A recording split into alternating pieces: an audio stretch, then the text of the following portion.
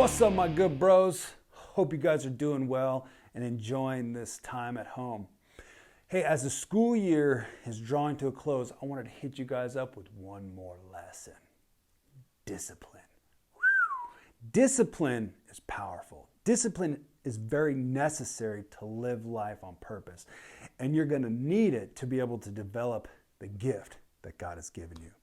So discipline is the ability to do the work that you know you need to do, whether you feel like it or not.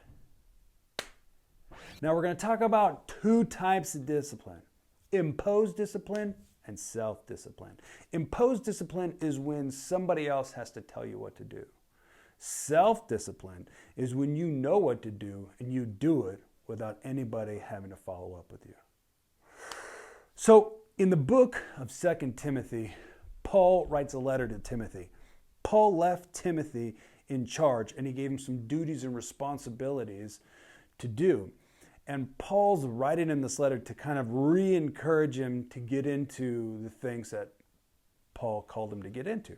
So Paul says, hey man, therefore I remind you to stir up the gift of God that is in you through the laying on my hands. For God has not given us the spirit of fear, but of power, love, and self-control. So it seems like Timothy maybe got a little bit shy. He got a little bit unsure of who he was, what he was capable of, and what he was called to do, right? Thinking, I don't know if I can really do these things, whatever. He just got into some self-doubt. Well, Paul said, bro, you got to stir up that gift. You got to remember what's inside of you and what you've been called to get into. He's like, look, man, we haven't been given the spirit of fear or timidity to shrink back. But instead, we've been given a spirit of power, love, and self-control. Power is the ability to do whatever it is that God called you to do. God never calls you to something without giving you the ability.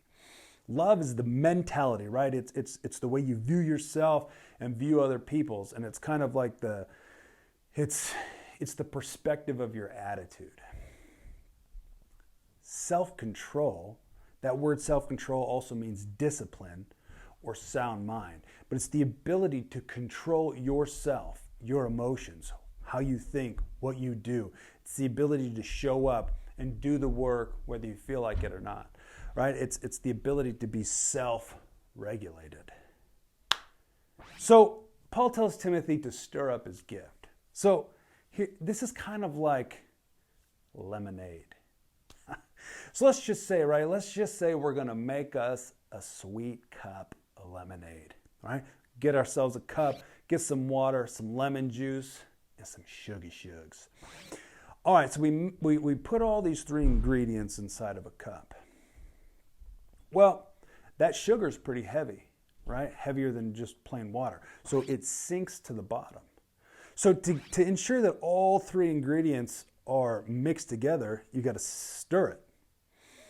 So let's just say we make our lemonade, we stir it up, and bam, this stuff tastes delicious. So we take a sip and then we put it in the fridge. Well, as the day goes on, other people come into the kitchen, get into the fridge, and that cup of lemonade kind of works its way to the back of the fridge, and we forget all about it. Well, a couple days later, as it so happens to be, we walk into the kitchen, pop open the fridge looking for something tasty, and bam, there it is, that glass of lemonade. So we grab it, take a sip, and we're like, ugh, it tastes gross. It tastes like water with a hint of lemon. It tastes like watered down lemonade. Well, what happened?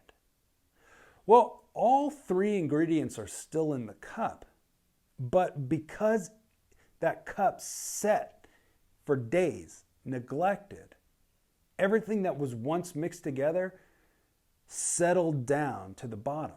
So all the sweet sugar is sitting at the bottom of the cup. Now all that needs to be done is to stir it up and remix it up, re-engage all the flavors together. And this is what Paul's telling Timothy to do. He's like, look, man, you're neglecting your gift, and that's why you kind of get into some identity crisis. So he's like, look, stir it back up, pay some attention to it, rekindle the fire, remember who you are, why you are, and what you're called to get into. So your gift that God has given you is similar to that cup of lemonade. It's going to require your attention. It's going to require that you develop it, that you grow in knowledge. You have to learn about it, learn how to use it, where to use it, and become skillful at it. Because when you develop your gift and you become so good at using that gift, then people will pay you to serve it, just like a delicious cup of lemonade. So to develop this gift, we are going to need self-discipline. So how are we going to develop this very necessary skill? Simple. Let's just say it's your job to load the dishwasher or to do the dishes. Self-discipline takes responsibility for the work that it's been given. So if you've been given the job to load the dishwasher, you want to take responsibility for that. That means that you want to start paying attention to the sink. Because when the sink starts to get full of dishes, that's the sign that you need to load the dishwasher. Now, imposed discipline, right? Imposed discipline doesn't pay attention to its surroundings. It doesn't pay attention to the sink. In fact, imposed discipline would probably eat a snack and put their bowl on top of a full sink and then go about their business. But not self-discipline. Self-discipline pays attention to its environment, right? So when the sink has dishes in it, you know it's time to load the dishwasher, and you do it. You don't need anybody else to tell you to do it because you already know it's your job. So you just get after it right away. Self-discipline. Maybe your job is to mow the lawn, right? You go outside to play, look at the lawn. Is it getting tall? And if it is, ask your parents, say, hey, is it okay if I mow the lawn? Or maybe you walk into the living room and you step on a Lego, right? You step on a toy. It gets painful. Well, that's an indicator that the floor needs to be cleaned up. So clean it up. You don't need to wait for somebody to tell you to do it. You can do it. What about homework, schoolwork, right? You got to read, you got to do some math. You wake up in the morning, you got to do it. Don't whine about it. Don't complain about it. Don't freak out. Get it done. Why? Because whatever you've been called to do, you've got the ability to do.